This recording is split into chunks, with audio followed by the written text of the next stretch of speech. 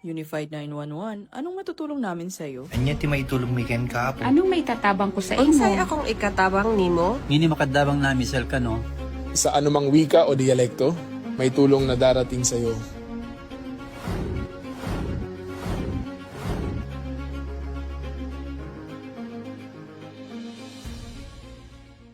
Lilingkod sa bawat Pilipino at magbibigay ng tamang impormasyon para sa tahimik at maayos na Pilipinas. Police News Network, alagad ng batas, tagapagtaguyod ng balitang pulis, sandigan ng mamamayan, patnubay ng katotohanan. La Campo Crame, maghahatid ng pinakahuling kaganapan at nagbabagang balita. Ito ang PNN Police News Network. At ngayon, ang inyong mga tagapagbalita. Magandang araw, bagong Pilipinas. Ako ang inyong alagad ng batas, tagataguyod ng Balitang Pulis. Ako po si Patrolman Julius Sam Acad. Maghahatid sa inyo ng tamang balita, kwento ng pulis at serbisyo para sa mamamayan, at ito ang PNP News Online. Ang pangunahing balita ng Police News Network, alagad ng batas, tagataguyod ng Balitang Pulis.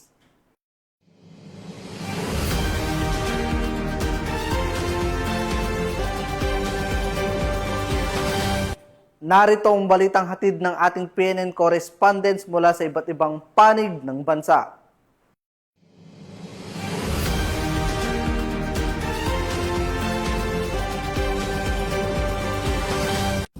Arestado sa Taytay Rizal ang dalawang Chinese national, kabilang ang isang individual na wanted sa kasong kidnapping sa China sa isinagawang operasyon ng Philippine National Police sa pamumuno ni Acting Chief PNP, Police Lieutenant General Jose Melencio Nartates Jr. Ayon sa ulat, ang pag-aresto ay bunga ng masusing intelligence gathering at coordination ng PNP sa mga kaukulang ahensya na nagresulta sa matagumpay na pagtuntun at pagkakaaresto sa mga suspect. Pinakita ng operasyon ang matibay na pagsisikap at kahandaan ng PNP sa pagpapatupad ng batas at pakikipagtulungan sa international law enforcement upang masiguro na hindi nagiging kanlungan ang bansa ng mga dayuhang sangkot sa mabibigat na krimen. Patuloy namang binigyang diin ng PNP ang kanilang pangako sa pagpapanatili ng kaayusan at seguridad sa bansa, alinsunod sa advokasya ng bagong PNP para sa bagong Pilipinas, serbisyong mabilis, tapat at nararamdaman.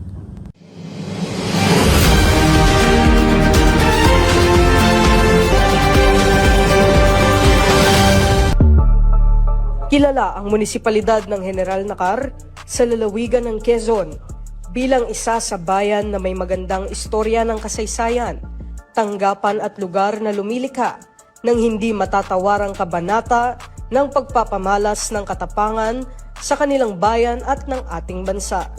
At dahil dyan, sa pagdaan ng mga panahon, iyan ang isinasabuhay ng bawat residente ng naturang bayan na siyang pinatutuhanan din ng mga alagad ng batas. Hindi nagpapabaya ang mga pulis dito na mapanatiling maayos at ligtas ang bayan. Sa unang pagkakataon ay aming nakapanayam ang Chief of Police ng himpilan ng General Nakar Municipal Police Station na si Police Major Jameson Aguilar. Malagod niyang ibinahagi ang ilang mahalagang detalye ng kanilang himpilan, partikular sa estado ng seguridad at katiwasayan ng bayan ng General Nakar. Magandang araw po sa ating lahat. Ako po si Police Major Jameson B. Aguilar, ang nakatalagang Chief of Police ng General Nakar Municipal Police Station dito po sa Quezon Police Provincial Office. Ang present situation ng peace and order dito sa General Nakar is generally peaceful. Actually, from the month of October up to now ay wala po kaming recorded na 8 focus crime dito po sa General Nakar. At ito po ay sa maigting na mga patrol at pagganap ng ating mga kapulisan sa kanilang mga tungkulin.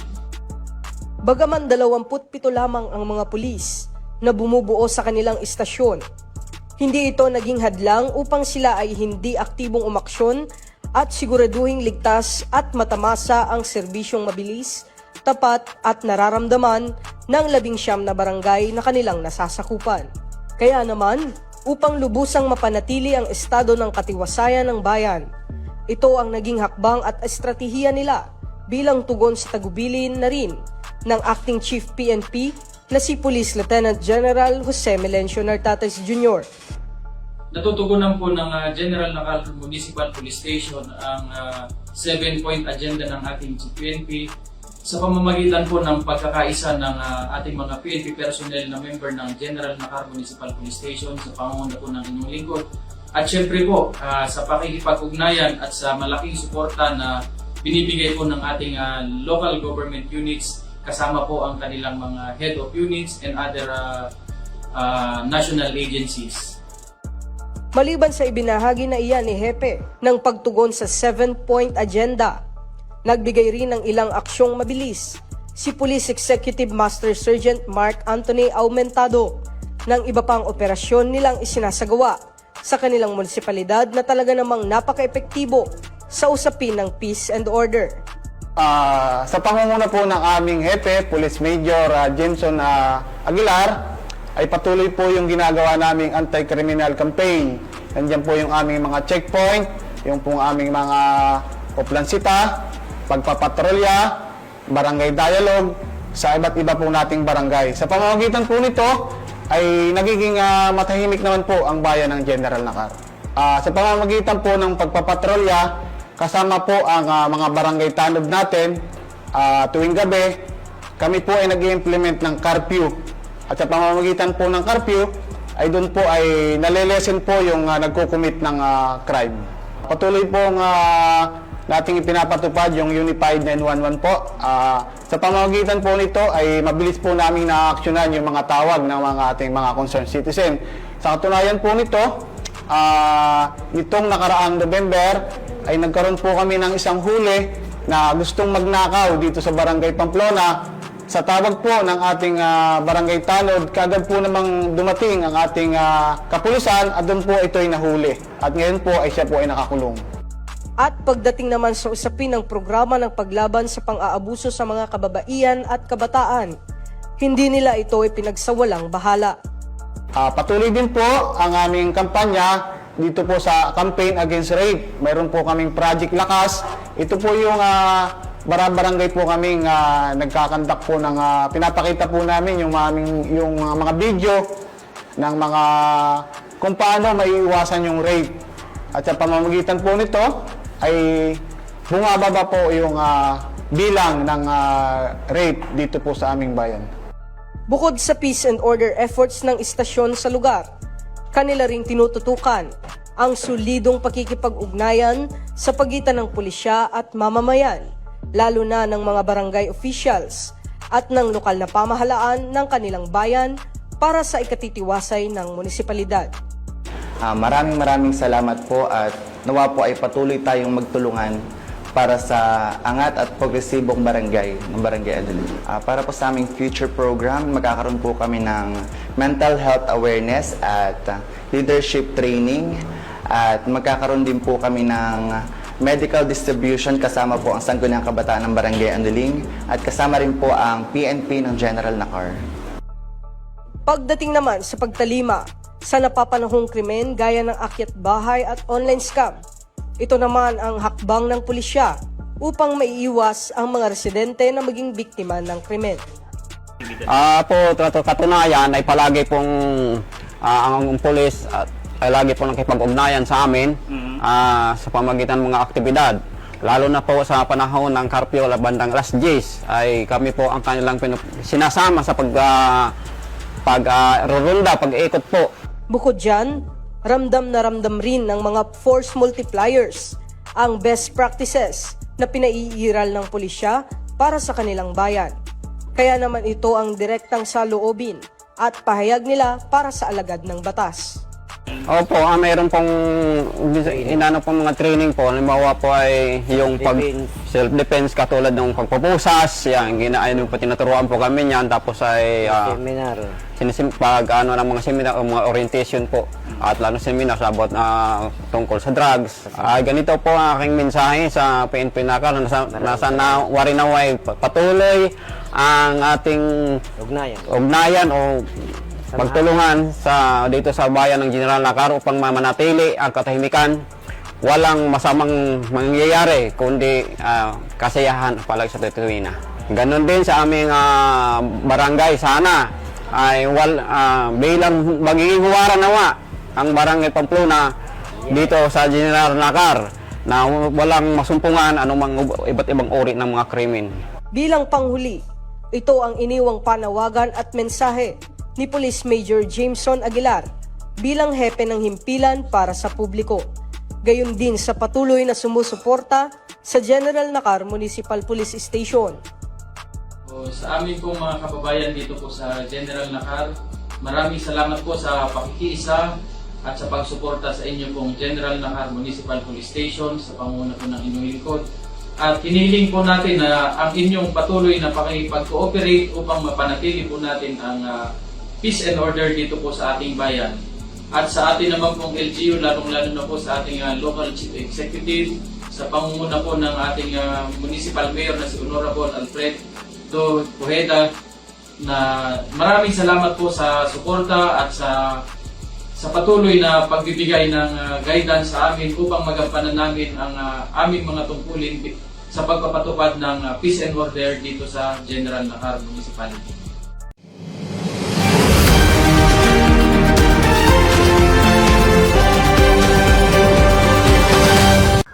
Nasamsam ng mga otoridad ang hindi bababa sa 500,000 na halaga ng iligal na paputok mula sa isang dealer sa isinagawang police operation sa Nunez Extension, Barangay Camino Nuevo, Zamboanga City, hapon ng Miyerkules, December 24. Ayon kay Police Colonel Fidel Fortaleza Jr., City Director ng Zamboanga City, walang kaukulang pahintulot mula sa pamahalaan ang pagbebenta ng mga nasabing produkto, kaya naman agad itong kinumpiska bilang bahagi ng pinaigting na kampanya laban sa ilegal na paputok sa bisperas ng Pasko at Bagong Taon. Patuloy ang paalala ng mga otoridad sa publiko na sumunod sa mga umiiral na batas upang maiwasan ang aksidente at mapanatili ang kaligtasan ng komunidad. Dahil ito ang bagong PNP para sa bagong Pilipinas, serbisyong mabilis, tapat at nararamdaman.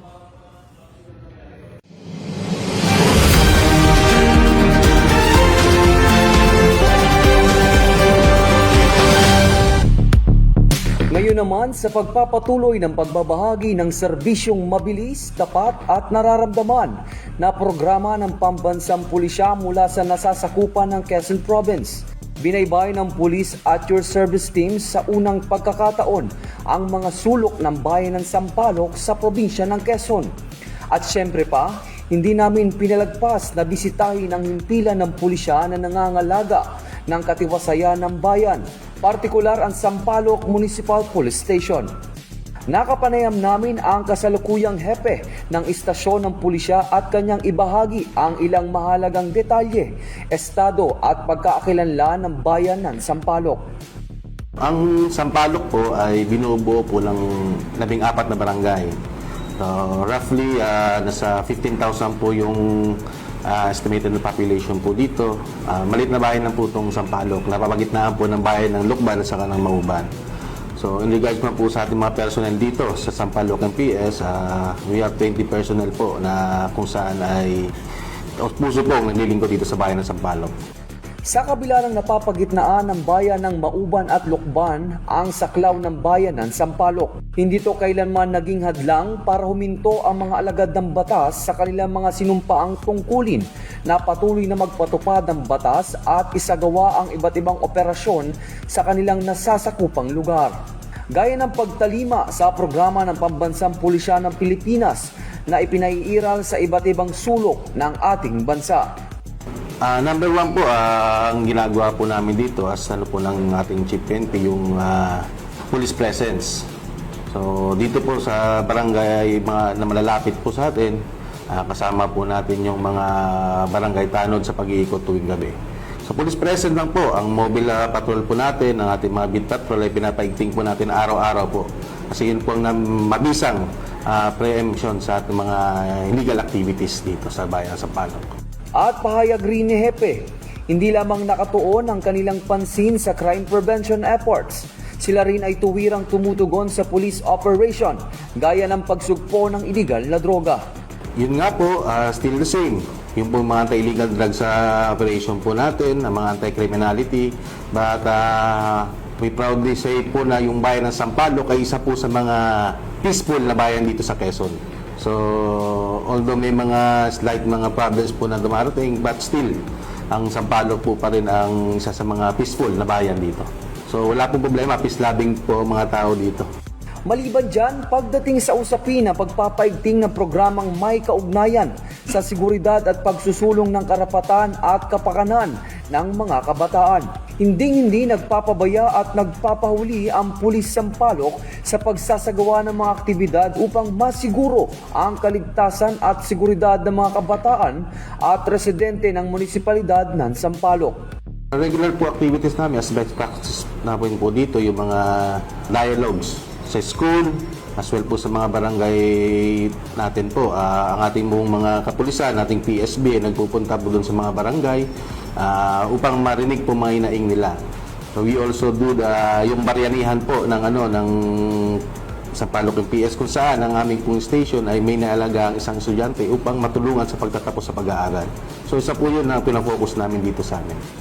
Aniya pa, sila ay seryoso at masinsinan din na umaaksyon sa pagdakip ng mga lumalabag at nagtatago sa batas. So, kahit po mabalit na bayan po ito Sampaloc, actually po ang wanted person po namin dito ay kukunti lang. We have 2 baseline na po. Talaga pong pahirapan pa po yun. So, di naman po kami napapag-iwanan to sa mga accomplishment namin. Last po, actually po, we have accomplished po last month ng 2 wanted person. Meron din po kaming 10591 at saka 9165. Ang nagiging po namin dito sa mga maraming accomplishment namin itong illegal gambling operation. And meron din po kami rin po kami ng operation sa ating mga environmental laws po. Dagdag pa ni Hepe, sa kabila ng sila ay seryoso sa pagbibigay serbisyong mabilis, tapat at nararamdaman ng publiko sa loob at labas ng bayan ng Sampaloc. Mariin ang kanyang tagubilin sa kanyang mga pulis na pinamumunuan. Aniya, upang mas mapaigi ang pagseserbisyo publiko. Ang lagi ko po sinasabi sa kanila, panatilihin yung disiplina at pakikisama sa mga mamamayan. Yun naman po ang susi para sa maging mapayapa yung bayan. Pakikisama sa mga barangay, sa komunidad, at na rin sa mga kabataan. Sa atin ng mga pulisan, laging paalala yung disiplina. Malaking bagay po, yung isa sa mga best practice din po namin dito, pati lang yung My Brother's Keepers po natin, na every week pinapaalanan. Kasi mas maganda na sa pamilya ng mga pulis po natin nabubuo yung kapayapaan para maipasa din sa mga mamamayan yung kapayapaan na nakatamasa nila. Maliban dyan, dahil holiday season pa rin sa ating bansa, tuwirang hinayag rin ni Hepe ang kanyang paalala sa publiko. Usap po yung crimes against property dyan. So, sa mga bahay po natin, huwag iwanang bukas yung mga pintuan. Kahit sa gabi, kahit nandun man po sila sa loob, panatilihing maging alerto. Tingnan din po nila sa paligid kung may mga kakaibang muka. At yun nga, ang pinaka-importante, laging nakahanda, nakasira ang mga bahay. At mas maganda kung may kaya po nila maglagay ng CCTV sa bahay nila. Yun, isa po sa at maging maingat sa mga natawag ko na text. Uso na rin po yung mga scam dyan na may ganito, may magpapadala at yung iba po natin. Isa po sa mga gawain ng PNP, nag-ano po kami ng information and drive niyan regarding po sa mga scam. Tunay na ramdam ng publiko ang serbisyong mabilis ng pulisya, kaya naman taus-pusong nagpaabot, nagpahayag ng kanilang mga saloobin at mensahe sa ating mga alagad ng batas. Napakahalaga po ng pakikipag-ugnayan ng aming grupo sa ating kapulisan at vice versa po ng kapulisan po sa amin dahil po nagkakaroon pa po kami ng mas kampanteng buhay. Nagpapasalamat po ako sa ating mga kapulisan dahil nagkakaroon sila ng mga ganitong programa sa mamayan, sa ating bayan, sa ibang bayan pa para magkaroon ng mas ligtas na lugar. So kami po ay as barkada kontra droga po ng aming paaralan, katuwang po kami ng pulisya upang maisakatuparan po ang kanilang mga programa na para po sa aming mga kabataan.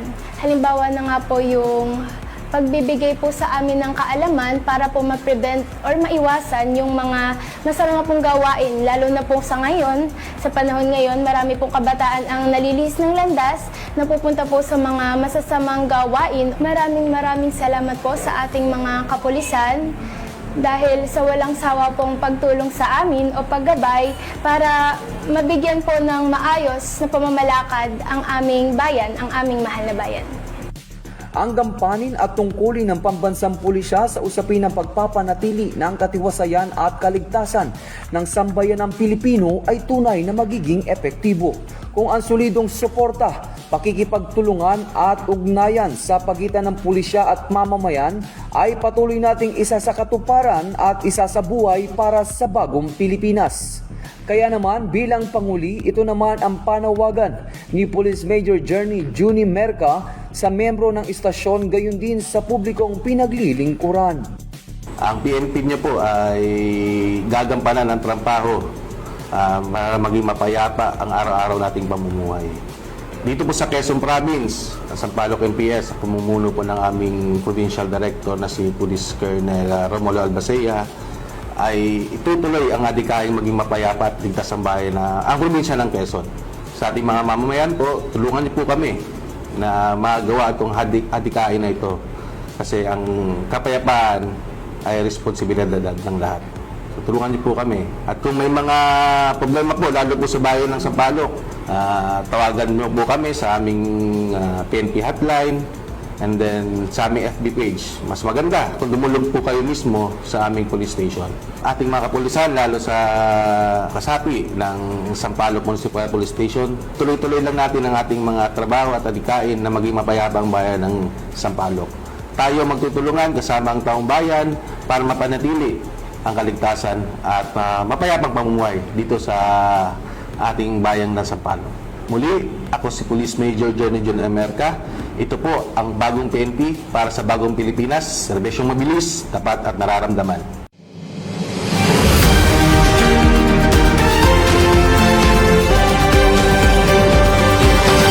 Pinaiigting ng Philippine National Police Lawag Traffic Division ang pagpapatupad ng Anti-Nuisance Ordinance laban sa noise pollution ngayong holiday season. Sinimulan ang mahigpit na pagpapatupad noong Disyembre 22 taong kasalukuyan.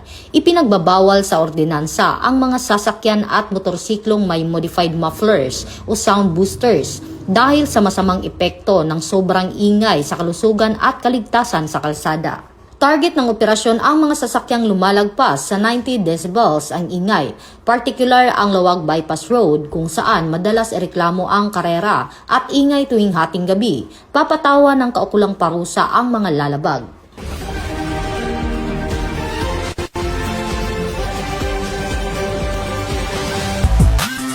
Muling nirating ng pulis at your service team ang Pagbilao Municipal Police Station na matatagpuan sa tahimik at luntiang lalawigan ng Quezon Province. Nasa kasalukuyan ay pinamumunuan ni Police Major Nemencio Calventas Calipo Jr. Dito ay napapanatili nila ang mga tradisyon, kulturang Pinoy at magagandang tanawin at syempre pa ang peace and order situation ng bayan ng Pagbilao na patuloy na dinarayo ng ating mga kababayan o banyagaman. Ang munisipyo po ng Pagbilao ay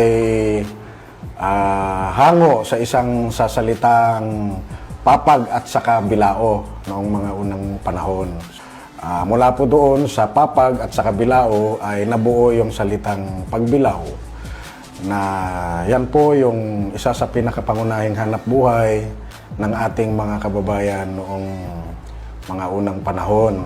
So, ang Pagbilao po, ang karamihan po, ang kabuhayan po dito ay pangingisda at agrikultura at meron din po tayong mga planta dito ng coal plant, for example.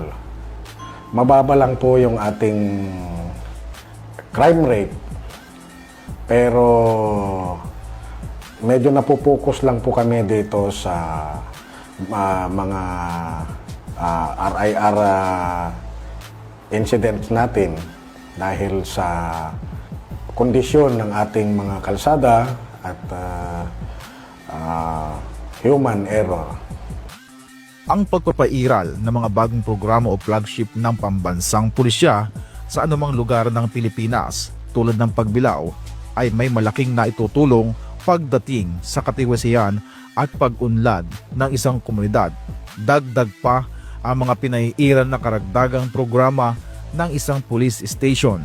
Ay naka-align po tayo sa mga pangunahing flagship program ng ating Chief PNP na si Police Lieutenant General Jose Melencio Nartates Jr. Sa kanyang 8 focus agenda. Pangunahin po dito ay yung Employing Enhanced Managing Police Operation. Tamang-tama po dahil sinisiguro po natin na ang deployment ng ating mga personnel ay nasa mga strategic locations. At ganun din po yung campaign natin sa illegal drugs ay tuloy-tuloy naman po. Ang katunayan ay nitong November 13 lamang po ay mayroon po tayong anti-illegal drugs operation na kung saan ay nakakumpiska tayo ng mahigit kumulang na 8,000 illegal drugs na nahuli natin dito sa ating AOR. So, tuloy-tuloy po tayo sa pagmumonitor, lalong-lalo na dito sa mga ipinagbabawal na drugs. At kasama po yung ating mga personnel sa tulong at pamumuno ng aming mabait at parating nagsusupervise na Provincial Director Police Colonel Romulo C. Albacea. Patuloy po tayo sa ating mga ginagawa na pagpapatupad ng mga municipal ordinances sa ating mga batas trapiko, lalong-lalo na sa RA 4136 at iba pang mga pangunahing mga batas na kailangan nating ipatupad sa ating nasasakupan. Sa latest operational accomplishment ng Pagbilao Municipal Police Station, ilan sa mga ito ay ang pagsugpo sa mga kaso ng rape, illegal na droga at iba pang krimen. Second week of November, tayo po ay nakahuli ng most wanted persons na kung saan may kasong rape at yun naman po yung kabilin-bilinan ng aming Regional Director na si Police Brigadier General Paul Kenneth T. Lucas na paigtingin yung campaign natin, lalong-lalo na sa mga rape cases. Sa ating mga kapulisan po dito sa ating police station, ipagpatuloy lang natin yung mga ginagawa natin na pagbabantay at pagrurunda sa ating mga lansangan dahil ituloy-tuloy pa natin itong mga susunod na mga holiday season dahil habang tayo ay nagrurunda at nagbabantay ay meron namang mga taong sumasamantala sa mga pagkakataon na ito. So, tuloy-tuloy tayo sa ating campaign sa pag-i-implement ng mga search warrant, pag-i-implement ng warrant of arrest ng mga wanted persons, at pagpapasurrender ng ating mga expired firearms license, at tuloy-tuloy din po yung ating pakikipag-ugnayan sa ating mga komunidad para nang sa ganon ay ma-address po natin yung kanilang mga gustong ipaabot sa ating kapulisan. So, salamat sa kooperasyon at pagmamalasakit din ng ating mga personnel dahil nakikita ko naman talagang binabantayan po nila yung ating mga kalsada dahil Yung istasyon po natin ay katabi ang Lucena City, so medyo yung mga ibang mga kriminal madalas dito sa amin rumuronda o umiikot, kaya pinapaigting nila yung ating mga border control point. So nagpapasalamat din ako sa ating mga personnel dahil sa kanilang patuloy na kooperasyon at pagmamalasakit sa ating bayan. Hinihikayat din ni Police Major Calipo Jr. ang mga mamamayan ng Pagbilao na makipagtulungan sa kanilang mga aktibidad at programa tungo sa mas mapayapa at maunlad na Pagbilao tulad ng ginagawa ng kanilang LGU sa kanilang bayan. Dito po sa bayan ng Pagbilao, pagdating naman po sa suporta ng ating LGU, ay napaka-supportive ang ating LGU sa pamumuno ng ating municipal mayor na si Ate Angelica, Ate Gigi Portes Tatlonghari.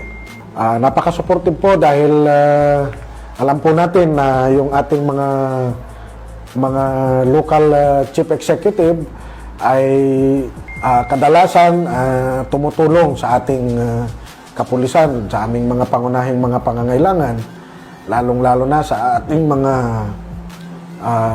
patrol cars, sa ating mga office supplies, ay napakaganda po yung suporta ng bayan ng Pagbilao.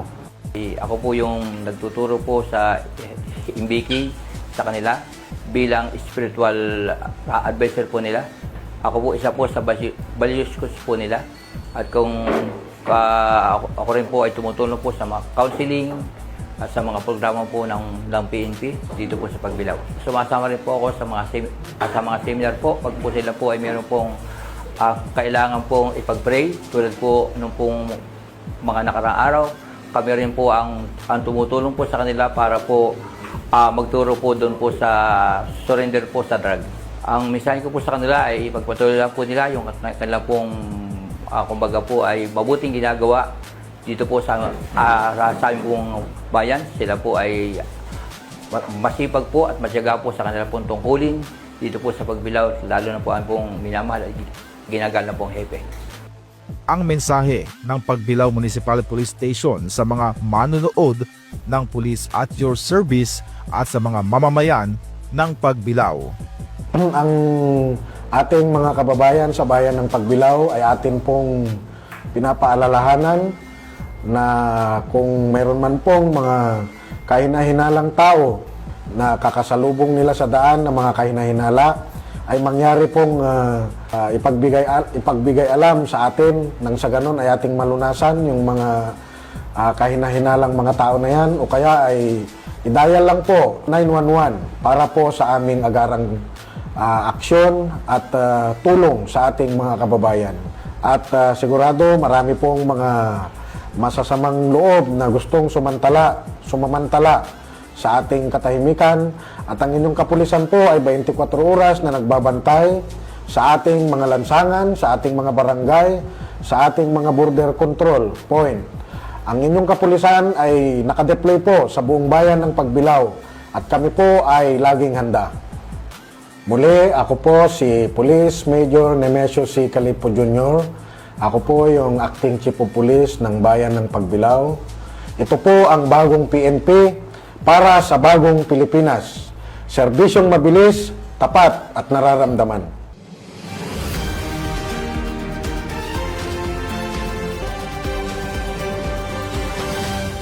At yan ang mga nakalap ng ating PNN correspondents mula Luzon, Visayas at Mindanao sa ngalan ng pamunuan ng Philippine National Police sa pangunguna ni Acting Chief PNP Police Lieutenant General Jose Melencio Nartates Jr.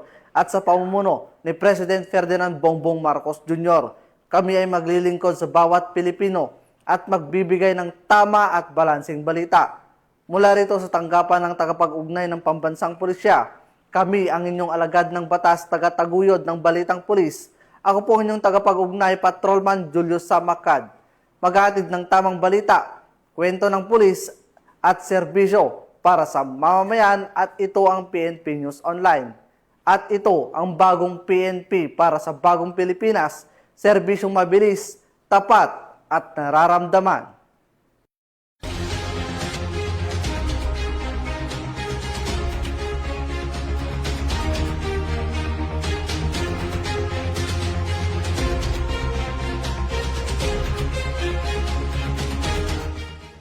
Police News Network, alagad ng batas, tagapagtaguyod ng balitang pulis.